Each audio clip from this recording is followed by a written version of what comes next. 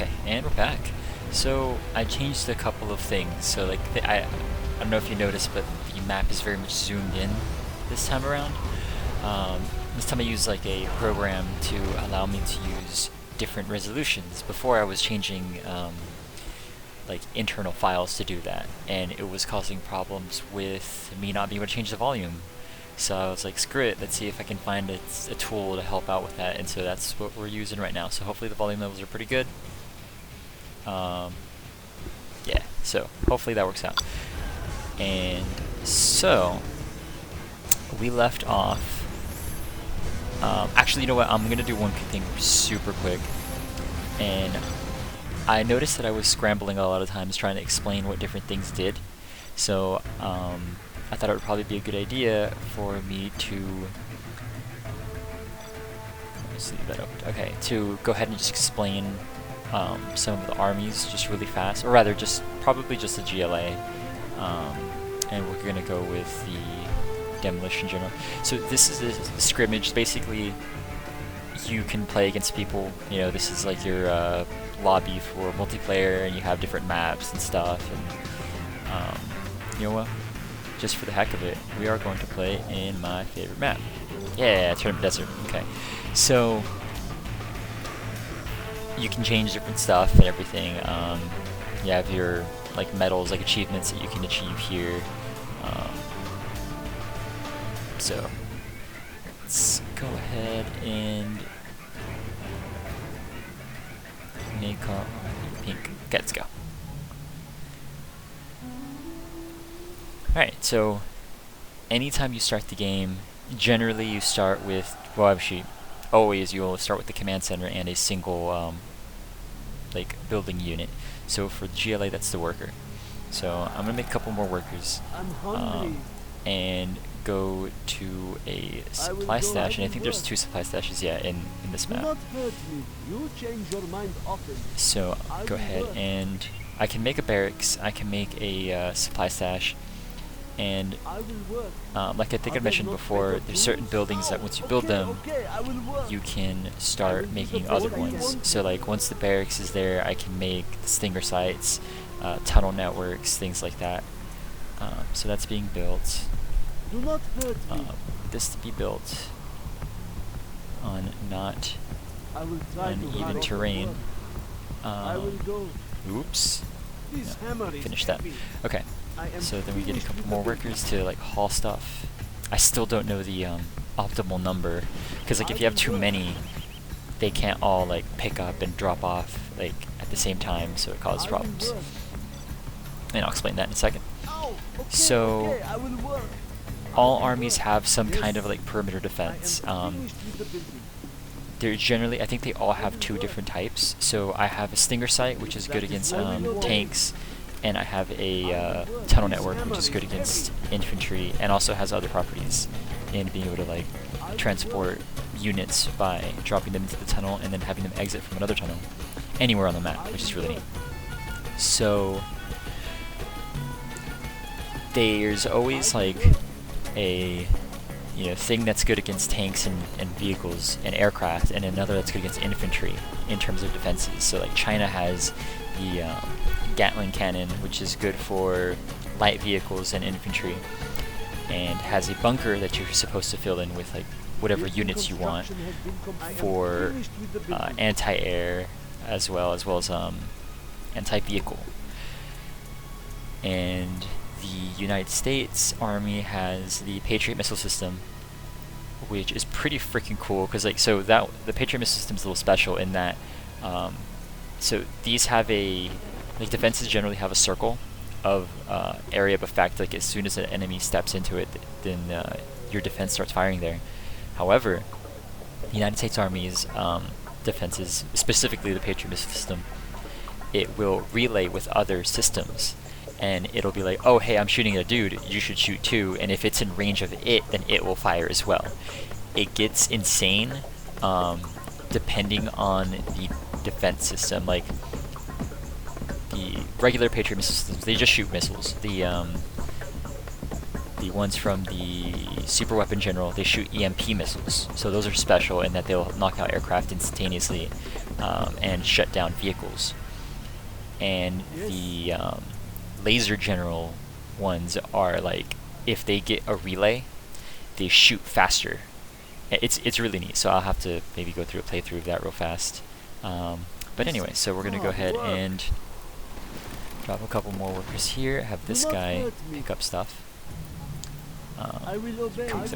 So now I'm gonna drop a arms dealer. So our arms dealer makes our vehicles just like the barracks makes our soldiers. So in the GLA, you and most armies, actually all armies, have a standard like unit with the rifle, unit with the rocket, and then from then on it might have like special units. So like for the GLA we have the terrorist, and it says like, you know, good against tanks and buildings, not so good against infantry and light vehicles, mainly because the explosion that they do is not very large. So generally you want to have it hit things with a lot of armor so that you actually get the most use out of your terrorist. Things I wouldn't expect to say. Angry Mob, really powerful against, well, it says infantry vehicles, it's basically everything, but they suck terribly against anything else. That's like, basically anything that is even slightly anti-infantry, Angry Mob just gets wrecked. Then all armies have a special unit, and in this case it's Jarman Kell, so he's a sniper. And those are his abilities there. He's pretty freaking badass. I think all special units are perma-camouflaged. I'm pretty sure that's the case. They're also much more expensive than a regular infantry unit. But they can turn the tide of battle if you're really good with them. So just to show off everybody, like the Rebel fires this fast. You don't spend a lot of money on him. He's only 200. The United States generals or the United States soldiers are more expensive, but they're more accurate. As you can tell, this guy's kind of like, oops, like spray and praying. So not very trained. Then we have the rocket guys, and that's all they do. They just kind of shoot rocket. And you have terrorists, which just explode. There we go. Alright, so vehicles. The GLA starts with a couple of different vehicles. We have these, and I'll go ahead and like explain them as we're going along and as they're getting built. Meanwhile, we'll get a palace in here so that we can unlock more units to show off. Scorpion, ready to stay. Yeah, Scorpion tank. So every army has a tank. Some have multiple tanks. For the GLA, you have a standard Scorpion tank. You can get a Marauder tank, which I haven't shown off, so I might as well. I've shown off the Scud Launcher, I think, very briefly. But yeah, so I'll go ahead and build that too. So yeah, so you have a tank, and it just shoots, and it's not very highly armored compared to other tanks in the game, but it's cheap and you can build most of them. That's basically what the GLA is all about. It's like cheap units. They take a longer time to build, but you can build them in higher numbers. Toxin Tractor. So this is a very powerful infantry and light vehicle, and it shoots toxin. And so we're going to see a bit of that in the next encounter. Spoilers.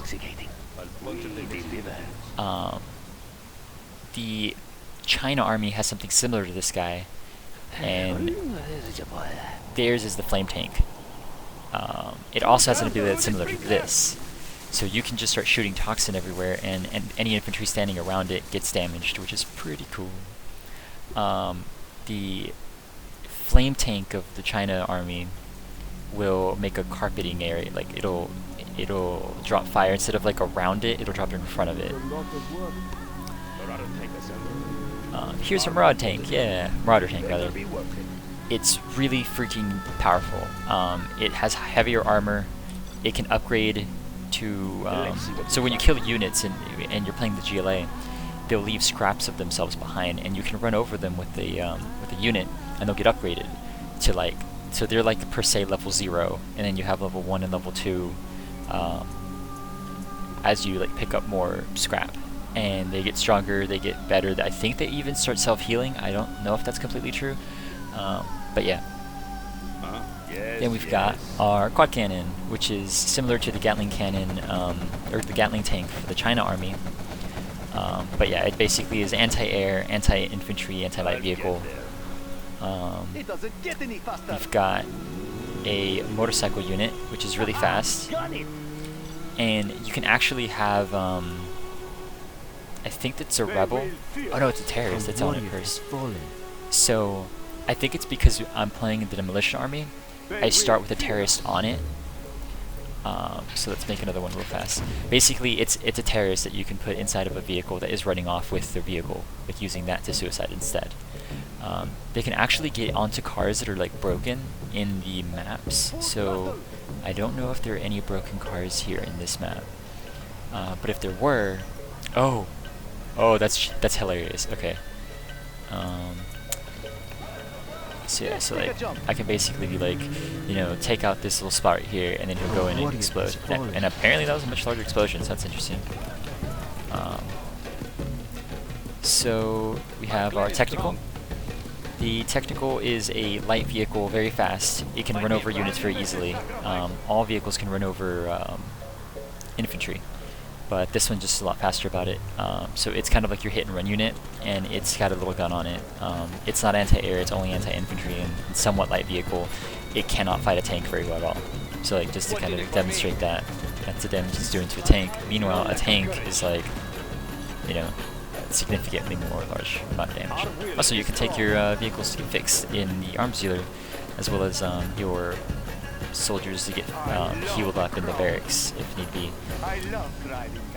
So I'm gonna have him drive a forklift. So he's gonna do that for a sec. Radar van. So whenever the radar van was created, my minimap appeared. And generally the GLA doesn't, actually GLA does not start at all with a radar. So you have to make a radar van before you can even use that. The other armies start with it, and it's attached to their command center. Actually, China has to use a upgrade for their in order to use the radar, whereas the United States starts with it already. I own this road. All right, got a terrorist in a forklift. Bring him over here. All right, so now we have a couple of extra special units now, thanks to the palace that we built, which I'll explain the palace actually. Every army has a a building that basically unlocks the everything else, like every other ability and tank and stuff that you can make. So without this, my army's kind of basic. Like I don't have artillery, I don't have super weapon access, like things like that. So it's kind of like you're not completely set up to do large scale stuff. So once you have your technology building, which in this case it's the palace for the GLA, for China it's the propaganda center, and for the United States it is the strategy center. So generally they'll come with a lot of upgrades. The United States one has a ton of upgrades that come with it. So now things I can build are buildings that provide additional resources that are infinite. So basically, have him go that way and then he'll do it. Alright, so resources from the supply stash, they'll dwindle and run out. So we have our workers here working on getting stuff, but that's going to go away. This building here will continually provide money, and so the United States has the supply drop, and every 2 minutes a aircraft will come by and drop down, I think it's $2,500. So it'll replace itself immediately in terms of cost after the 2 minutes, which is good. But that's, so the United States basically gets money in waves. The GLA army with the black market gets a little bit of money over time, which is pretty nice. So the more black markets you have, the better. Also, a black market enables you to upgrade your unit's abilities by purchasing the upgrades that come from it. And so I'll show that in a second. But yeah, so this is, back to the palace real quick. It's a bunker basically in our cases. We can detonate it as the demolition general, so that's special. We can fortify our buildings. I'll do that in a bit, I guess. But yeah, so palace, very important to build once you're ready to like actually, like once your supply stuff gets low, you need to have a palace already built so that you can have a building that's constantly giving you, you know, easy payments of $19.99, I guess. So here we have all these different upgrades. So like I could give my workers shoes to give them increased movement speed so that they can give me more money. Radar scan, so now I can have my radar van scan a particular area anywhere on the map. Junk repair, so all of my vehicles auto repair. The buggy ammo, so I'll show that in a second. The buggy has a, it's an artillery unit, so this gives it sort of double damage, I guess you could kind of say. It gives it more ammo so it can fire for longer. You can boost all rocket attacks, boost all bullet attacks, which is nice. I think, oh, as demolition we don't have the ability to do so, but I think it might be in here or maybe in the palace. We can boost our biological weapon damage, and the so we can go from like green anthrax, I think is what we're actually attacking with, funnily enough, to I believe it's blue, and blue is stronger, and then the toxin general starts with blue, can upgrade to purple, and then at the purple spot it actually ends up being powerful against light vehicles as well as sometimes heavy armored vehicles, which is pretty ridiculous. So now our supplies are dwindled here, which is unfortunate. So now I'm gonna have all these workers stand around with these guys, I guess. Y'all can all just stand in here. Okay, so oh, advanced ammo trap. I think I could have always have built this, but the GLA can make traps that are stealthy, and basically any unit that gets any close to it will get blown up. And you can have it be a proximity fuse, or it can be a manual control, which is pretty nice. But you can just go boom, and it detonates, and it takes a number of units with it away. The GLA is basically like all about being tricky in order to win. And we got buggy ammo from this. Okay, so I think that's everything in terms of special, like normal stuff. The specialized stuff will come now. So we have our angry mob and Jarman Kell. So the angry mob, you can just keep making more and more of an angry mob, and it's like it's just a mob. And you direct them to go places. You can't put them in vehicles. You can't put them in the freaking tunnel network. If you could, that'd be broken as hell. They are pretty effective at just destroying everything they come close to. Nothing will stop me. Nothing will stop me, even the max 5-mile-per-hour speed of this forklift. But yeah, so like the angry mob, great if you can bring them up to your opponent's base, but not much other than that. Excuse me, trying to detonate here. Excuse me. Yeah, that's a pretty big radius of the explosion. So, here is the angry mob.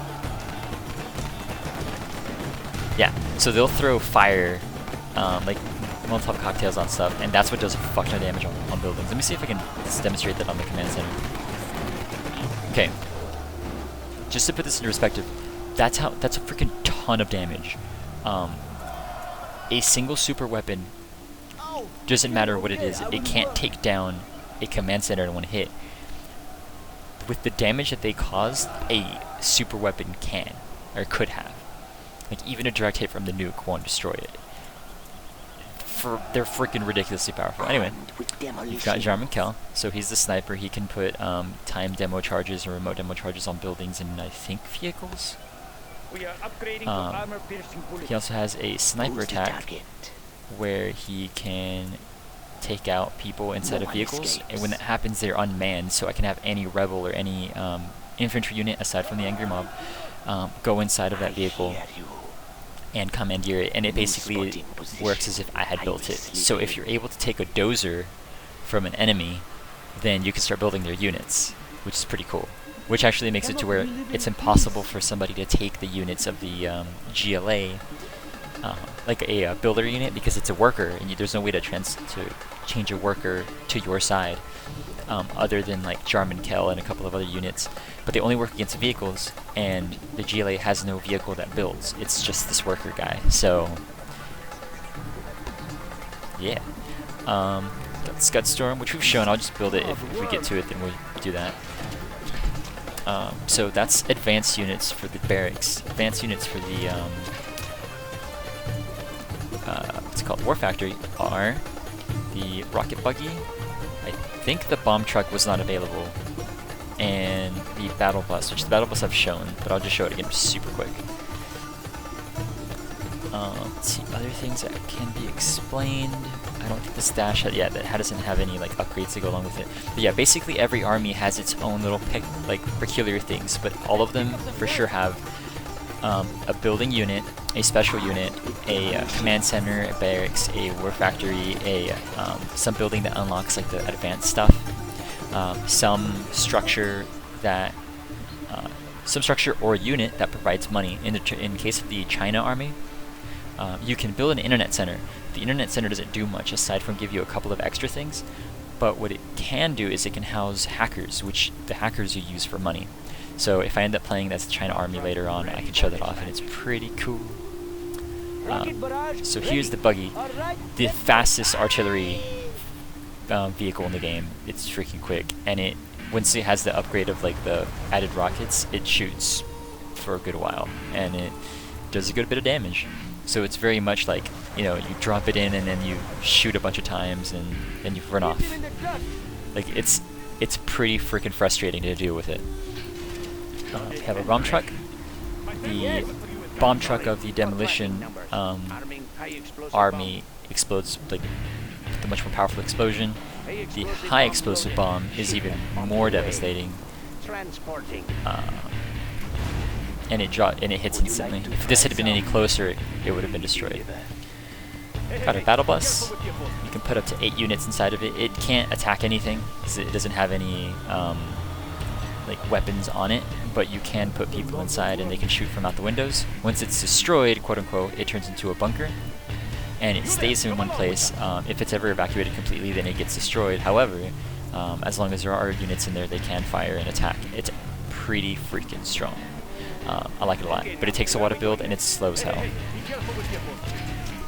And that is all of these units, aside from the Scud Launcher, which we can't show off because, which reminds me, as you play and as you fight, as you deal damage and destroy enemy units, you build up this gauge here, and think of it like super meter, in that it fills up and it ranks you up, or like experience, I guess.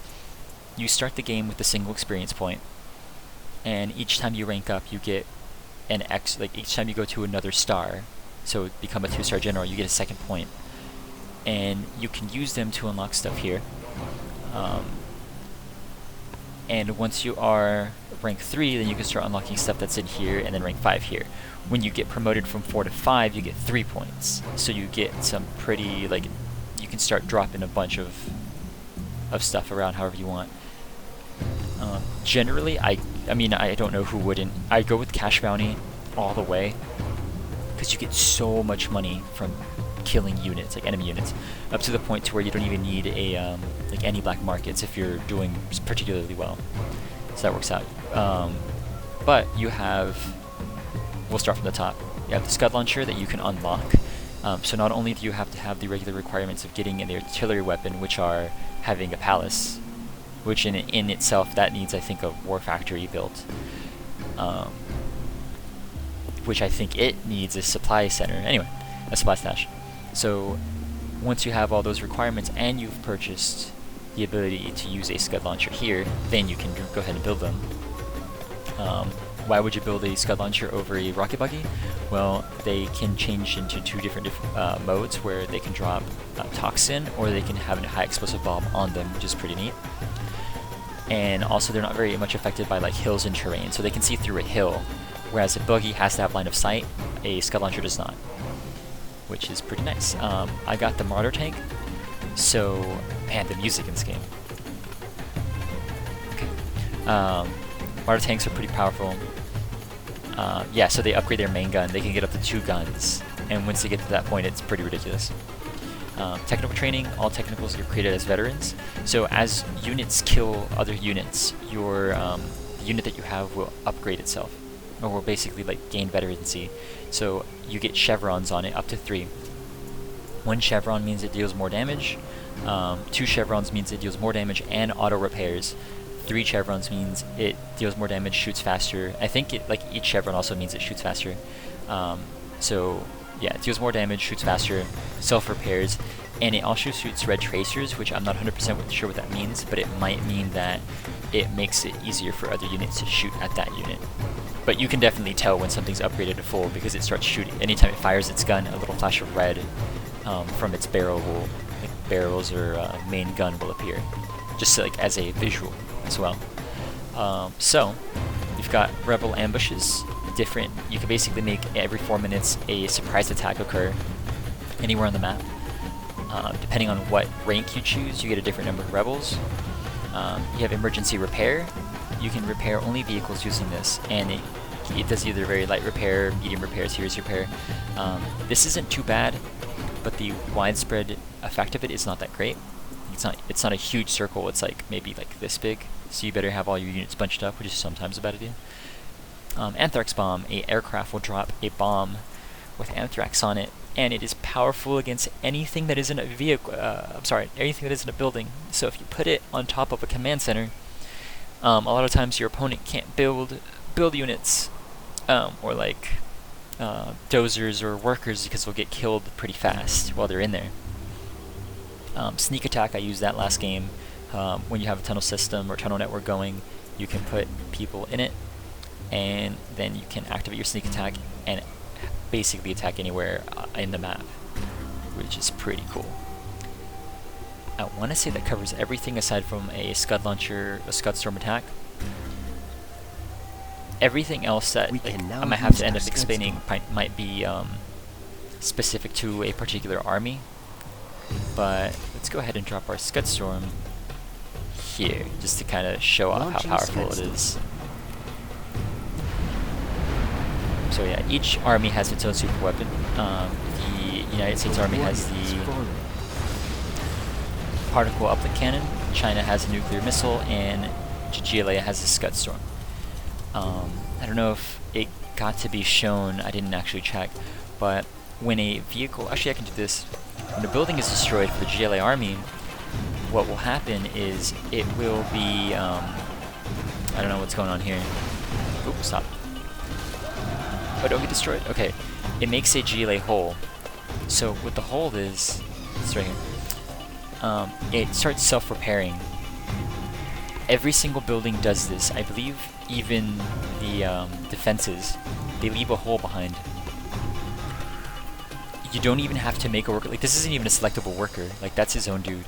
Your building will self-repair. If anyone started attacking it now, this gauge would go down completely, and then it would start from the health it had before, as it was as a whole, and then from there you have to kill it.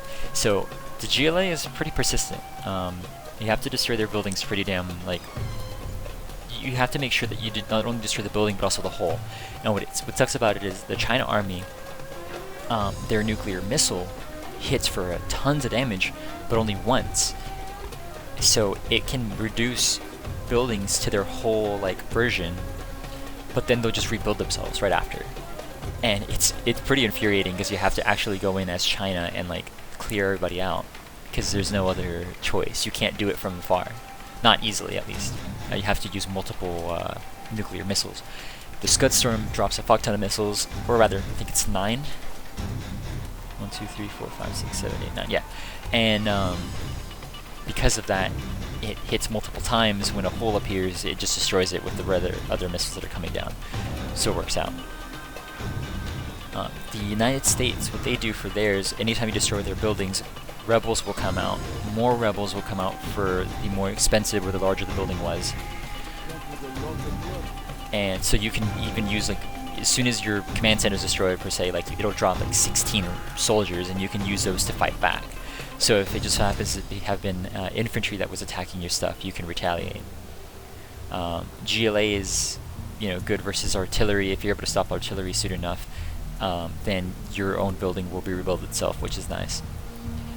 Or like if you're able to stop any kind of attack, then you're basically set, good to go.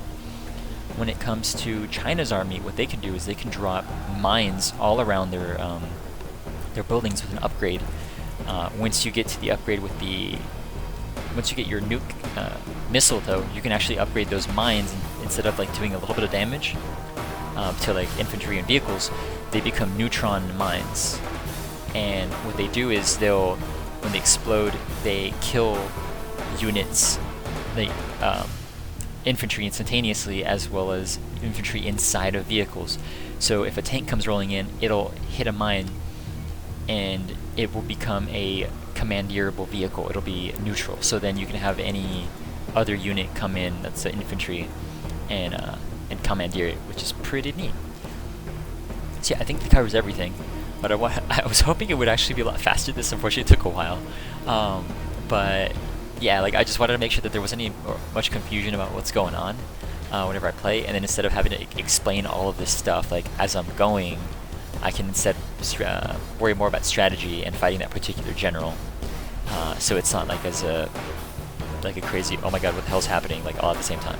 So yeah, so that's the explanation of this. I hope I didn't miss anything. I don't think I did, but if I did, I'll just go ahead and mention it in other vehicles. Alright, and onward to the next battle.